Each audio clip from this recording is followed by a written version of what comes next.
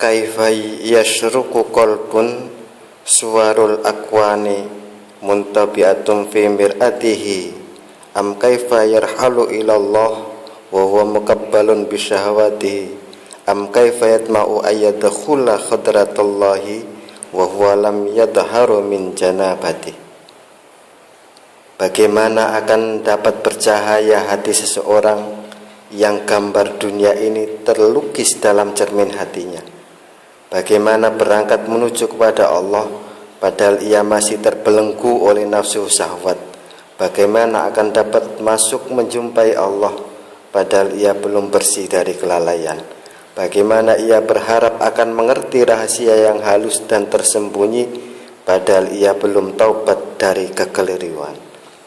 Dalam hikmah ini menjadi kelanjutan hikmah sebelumnya yang menerangkan tentang pentingnya uzlah.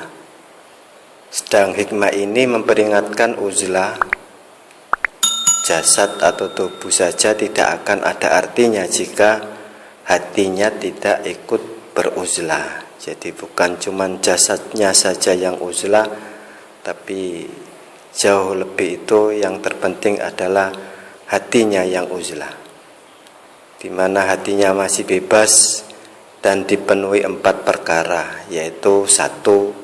Gambaran ingatan keinginan terhadap benda dunia seperti harta, wanita, pangkat, jabatan, dan lain-lain sebagainya.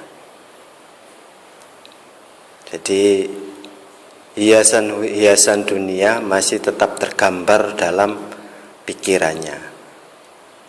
Yang kedua yaitu syahwat, keinginan yang melupakan Allah.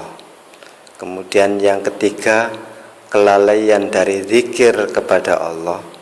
Dan yang keempat adalah dosa-dosa yang tiada dibasuh dengan taubat.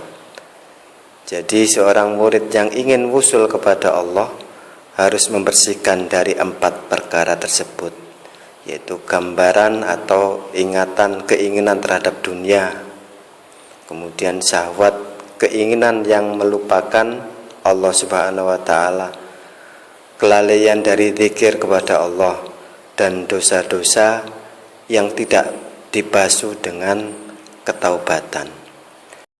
Karena berkumpulnya 2 hal yang berlawanan pada saat bersamaan dalam satu tempat dan waktu itu adalah merupakan kemustahilan, tidak mungkin terjadi, sebagaimana berkumpulnya antara diam dan gerak. Karena itu sangat berlawanan, jadi tidak akan pernah dapat berkumpul.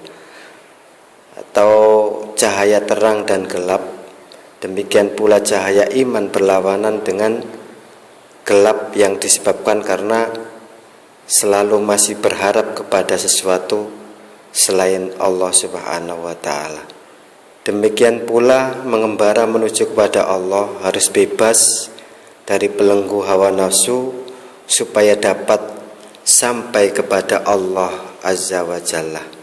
Allah Subhanahu wa ta'ala berfirman, wattaqullaha wa yu'allimukumullah.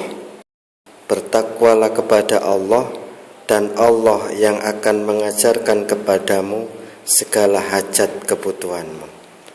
Rasulullah Shallallahu Alaihi Wasallam bersabda, man amila bima alima waratahullahu ilma ma lam ya'lam. Siapa yang mengamalkan apa yang telah diketahui, maka Allah akan mewariskan kepadanya pengetahuan apa-apa yang belum ia ketahui. Imam Ahmad bin Hanbal radhiyallahu anhu bertemu dengan Ahmad bin Abi Hawari. Kemudian Ahmad bin Hanbal ini berkata, ceritakanlah kepada kami apa-apa yang pernah engkau dapat dari gurumu Abu Sulaiman. Kemudian Ahmad bin Abi Hawari menjawab, bacalah subhanallah tapi tanpa rasa kekaguman. Setelah dibaca oleh Ahmad bin Hanbal subhanallah, maka Ibnu Khawari berkata, aku telah mendengar dari guruku Abu Sulaiman berkata, apabila hati atau jiwa manusia benar-benar berjanji akan meninggalkan semua dosa, niscaya akan terbang ke alam malakut, ke langit, kemudian kembali membawa berbagai ilmu yang penuh hikmah tanpa memerlukan lagi guru. Ahmad bin Hanbal setelah mendengar keterangan itu, langsung ia berdiri dan duduk di tempatnya berulang-ulang sampai 3 kali. Kemudian Ahmad bin Hanbal ini berkata, belum pernah aku mendengar keterangan serupa ini sejak aku masuk Islam.